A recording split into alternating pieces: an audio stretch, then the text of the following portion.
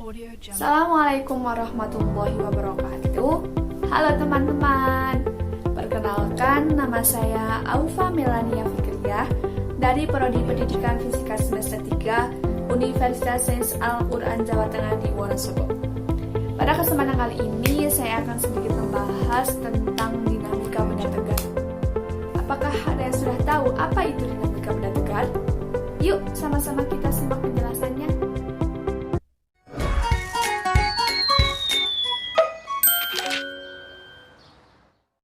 Kalian sadar nggak sih, sebenarnya dalam kehidupan sehari-hari, kita semua itu selalu menggunakan ilmu fisika. Tetapi, kita tidak tahu konsep-konsep dari ilmu fisika yang sebenarnya. Contohnya, yaitu pada saat kita membuka pintu. Sebuah pintu adalah benda yang diam. Jadi, agar pintu itu dapat bergerak, maka kita harus memberikan gaya pada pintu tersebut. Sebuah pintu mempunyai sebuah engsel yang digunakan sebagai poros atau pusat dari rotasi. Agar sebuah pintu dapat bergerak, maka kita harus memberikan tarikan ataupun dorongan. Tanpa kita sadari, kita sudah memberikan sebuah gaya. Gaya yang menyebabkan benda berotasi disebut torsi. Seperti pada gaya-gaya yang lain, torsi juga dapat dihitung.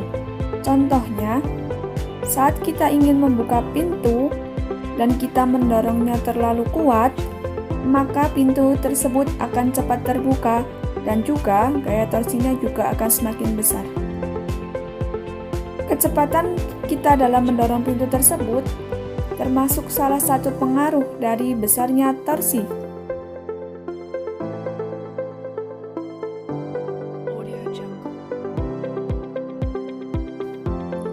Secara matematis, torsi atau yang dilambangkan dengan tau adalah gaya tegak lurus dikali dengan panjang lengan torsi, atau tau sama dengan F kali L.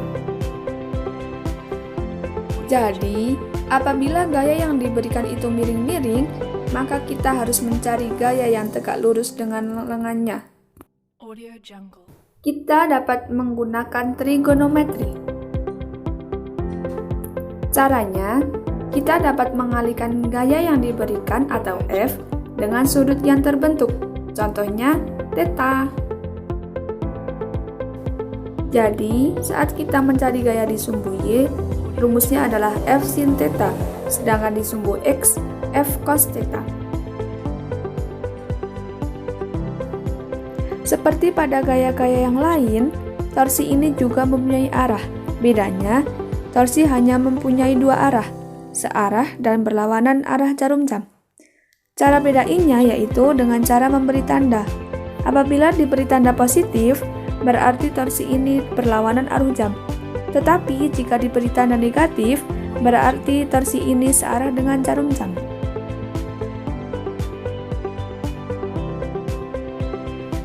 Pada gaya translasi, kita semua tahu bahwasanya F sama dengan A kali M, atau gaya adalah percepatan dikali massa. Apakah ada yang ingat rumus apakah ini? Ya, benar sekali. Ini adalah rumus hukum 2 Newton. Jadi, dalam dinamika benda tegar itu, kita masih ada hubungannya dengan hukum 2 Newton. Ternyata, rumus ini juga berlaku di torsi. Torsi sama dengan percepatan sudut dikali momen inersia. Loh, kok momen inersia ya? Yuk, kita simak penjelasannya. Momen inersia adalah kemampuan suatu benda untuk mempertahankan kecepatan sudut. Jadi, makin besar momen inersianya, maka makin susah benda itu untuk melambat atau mempercepat. Sebenarnya, momen inersia ini juga berhubungan dengan massa. Semakin jauh massa dengan pusat rotasi, maka momen inersianya semakin besar. Jadi, rumus momen inersia adalah M dikali R kuadrat, atau massa dikali kuadrat jarak dari gaya ke pusat rotasi.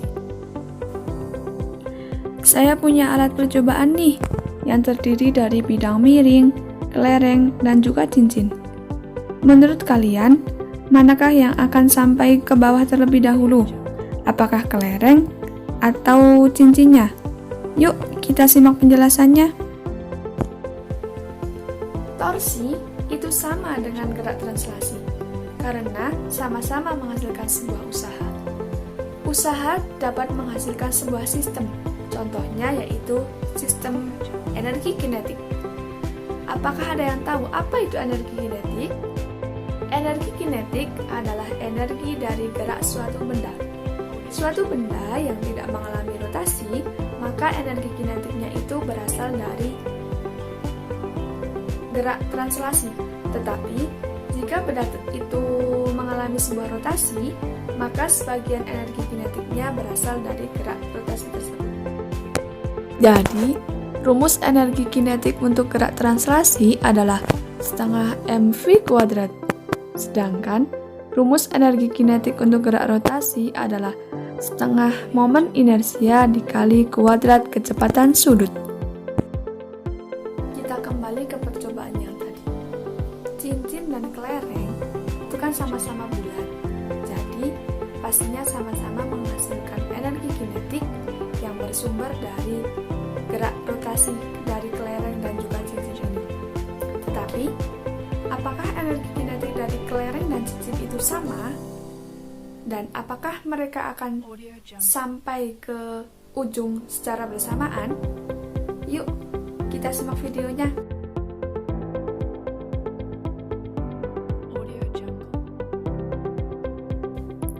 Ternyata kelereng duluan yang sampai. Kalian tahu nggak itu kenapa? Kelereng, kecepatan sudutnya itu lebih besar daripada cincin. Karena momen inersia dari kelereng lebih kecil daripada momen inersia cincin. Pembahasan selanjutnya yaitu tentang hukum kekekalan momentum sudut.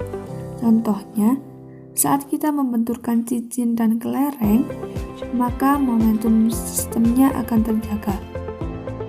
Jadi, secara matematis dapat dituliskan bahwasanya L sama dengan I kali kecepatan sudut. Momentum sudut sama dengan momen inersia dikali kecepatan sudut.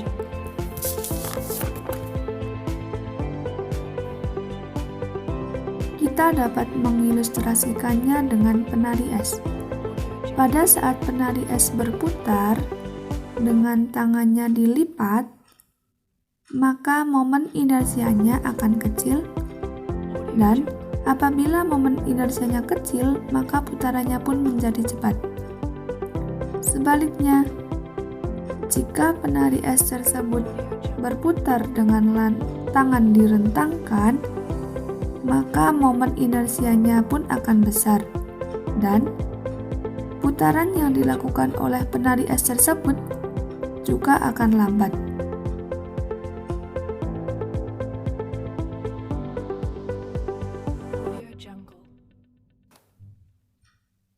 Karena penari berputar di tempat, maka resultan torsinya sama dengan 0, sehingga momentum sudut kekal. Atau secara matematis dapat dituliskan bahwasanya L1 sama dengan L2. Baik teman-teman, kali ini kita sudah mempelajari ilmu dinamika rotasi dalam kehidupan sehari-hari. Salah satunya yaitu pada saat kita membuka pintu, yaitu dengan menerapkan torsi atau momen gaya. Kemudian, kita juga mempelajari tentang momen inersia, energi kinetik rotasi, dan yang terakhir, kita juga mempelajari tentang hukum kekekalan momentum sudut.